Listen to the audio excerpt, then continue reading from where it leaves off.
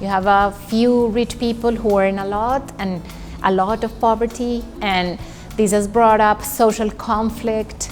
Democracy is weakening because of inequalities. An effective way to combat, to fight against inequality is to prevent it from emerging early on. So children at 3 years of age, 5 years of age, are already very different depending on whether they were born in a poor household or a rich household.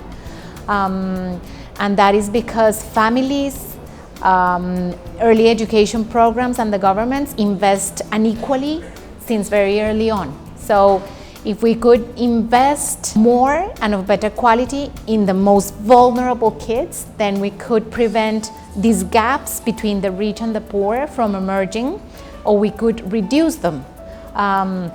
So when these gaps emerge, they evolve over time and they grow. It's very difficult to disappear these gaps after the kids grow and become young and adults. So if we do it early on, it is easier and cheaper to do than if we wait until longer, because it's cheaper and easier given that the brain is so malleable during this stage of life. So parents are the most important actor in the development of a child. So parents are always there, work or are with children throughout their life cycle. Education programs come and go, other types of programs come and go, but families always stay, and families spend most of the time of the child with them. So this is a key, relevant, super important actor in the child's developmental process. So we need to have parents on board.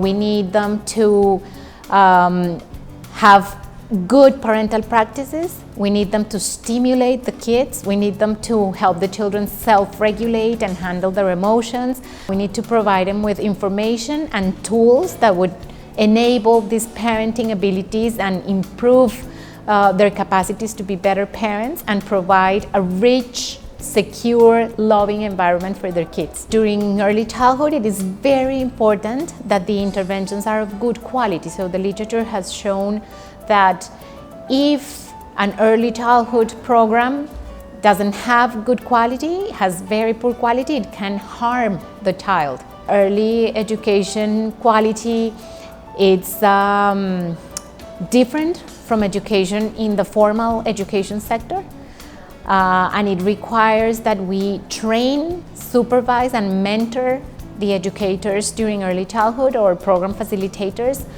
more specifically with purpose, give them tools that are useful for providing this quality in different types of programs, right? Because it's not only parenting, but also early education and other types of early education interventions. Measuring quality is difficult and it costs a lot of money. So really, I understand the trade-offs that policymakers face because, you rather invest that money in serving more children, especially if they're vulnerable, but it's really important to measure. We have to find better ways to communicate with policymakers about the relevance of measurement, about the importance of being able to monitor whether we're offering a program that's good quality or not, and that this money is a good investment at the end of the day.